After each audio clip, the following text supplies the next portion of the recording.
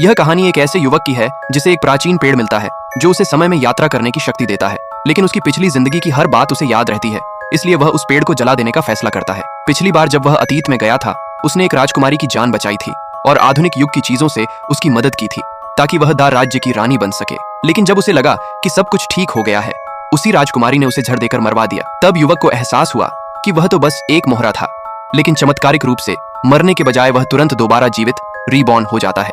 इस बार वह ठान लेता है कि अब किसी के धोखे में नहीं आएगा।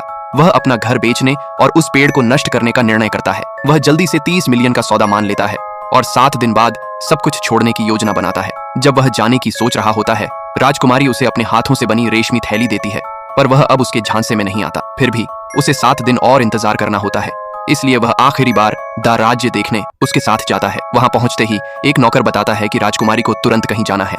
युवक चुपके से उसके पीछे जाता है और देखता है कि राजकुमारी अपने प्रेमी सेनापति के साथ 7 दिन बाद शादी की योजना बना रही है। तब उसे पता चलता है कि वह रेशमी थैली बस एक कटा हुआ कपड़े का टुकड़ा थी। उसका दिल टूट जाता है।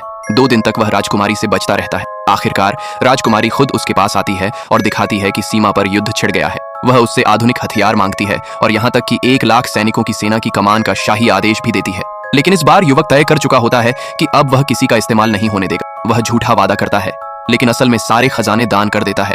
एक शाम जब राजकुमारी उसे प्यार से बाजार ले जाती है, एक हत्यारा युवक पर हमला करता है। राजकुमारी अपनी जान पर खेलकर उसे बचाती है। युवक हैरान रह जाता है और तुरंत उसकी जान बचाने के लिए आधुनिक मेडिकल किट लाने भागता है।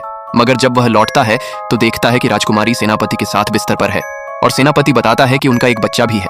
यह सुनकर युवक का दिल पूरी तरह टूट जाता है। उसी वक्त खबर आती है कि युद्ध हारने वाला है। राजकुमारी घबराकर उसके पास आती है और अपनी शाही मुहर देकर हथियार मांगती है। लेकिन आज युवक दृढ़ निश्चय करता है।